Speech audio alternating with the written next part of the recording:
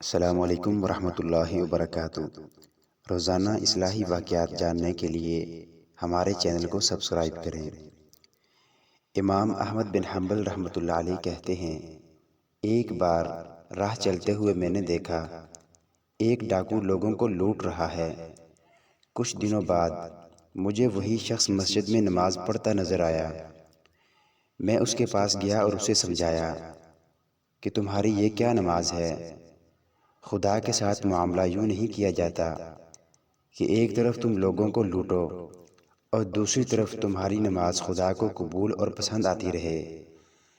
ڈاکو بولا، امام صاحب، میرے اور خدا کے مابین تقریباً سب دروازے بند ہیں۔ میں چاہتا ہوں کوئی ایک دروازہ میرے اور خدا کے مابین کھلا رہے۔ کچھ عرصہ بعد میں حج پر گیا۔ طواف کے دوران دیکھتا ہوں ایک شخص کعبہ کے غلاف سے چمٹ کر کھڑا کہتا جا رہا ہے، میری توبہ، مجھے معاف کر دے، میں اس نافرمانی کی طرف کبھی پلٹنے والا نہیں۔ میں نے دیکھنا چاہا اس بے خودی کی عالم میں آہیں بھر بھر کر رونے والا کون خوش قسمت ہے۔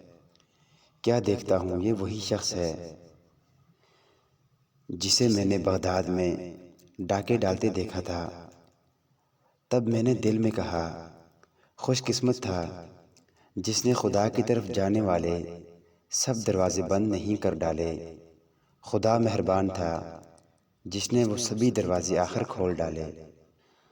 تو کیسے بھی برے حال میں ہو، کتنے ہی گناہ گار ہو، خدا کے ساتھ اپنے سب دروازے بند مت کر لینا۔ جتنے دروازے کھلے رکھ سکتے ہو انہیں کھلے رکھنے کے لیے شیطان کے مقابلے پر مسلسل زور مارتے رہنا اور کبھی ہار مت ماننا۔ کوئی ایک بھی دروازہ یہاں کھلا مل گیا تو کچھ بعید نہیں وہ سب دروازے ہی کھل جائیں جن کے بارے میں تمہیں کبھی آس نہ تھی کہ خدا کی جانب سفر میں ان سب خوبصورت راہوں سے تمہارا کبھی گزر ہوگا۔ کہہ دو کہ اے میرے بندو جنہوں نے اپنی جانوں پر زیادتی کر لی ہے، خدا کی رحمت سے نا امید نہ ہونا۔